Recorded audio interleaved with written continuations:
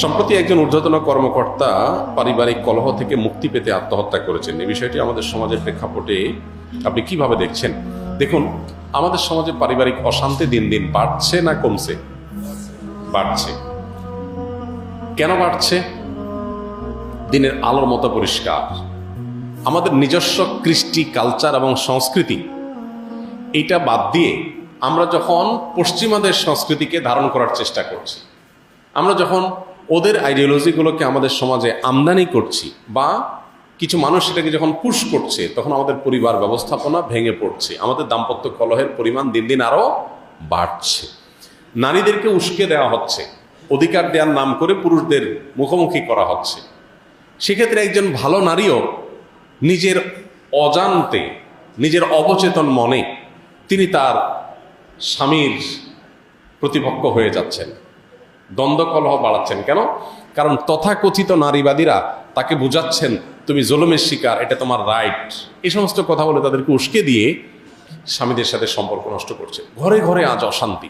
অতএব এই পারিবারিক কলহ বন্ধ করতে হলে আমাদেরকে এই পশ্চিমা কালচার এবং কৃষ্টির আমদানের সকল পথ বন্ধ করতে হবে। যদি সেটা না করতে পারি, পারিবারিক কলহ বন্ধ হবে না, দিন দিন আরও বাড়তে থাকবে।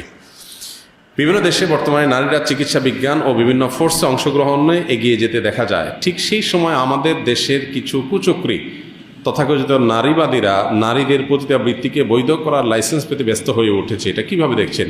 দেখুন, এটা তো বলার অপেক্ষা রাখে না।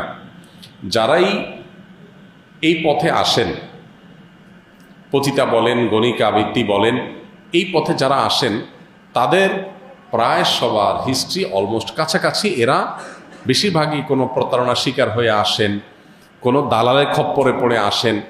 তারা এ পথে আসার পর এখান থেকে মুক্তি চান, এটা হলো বাস্তবতা।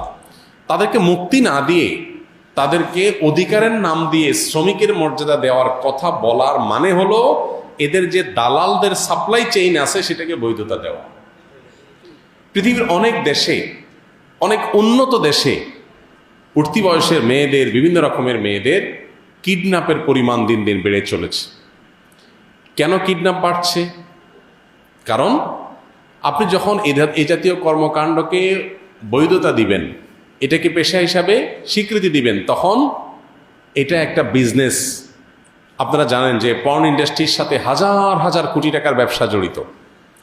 এখানে ওই দালাল চক্র, পর্ন ভিডিও তৈরি করা, হাজারটা অপকর্ম এখান থেকে আপনার হয়ে থাকে। সেগুলোকে স্টাবলিশড করার জন্য অধিকারের নাম দিয়ে এই জিনিসটাকে সমাজে প্রতিষ্ঠিত করার চেষ্টা করছে কিছু মানুষ।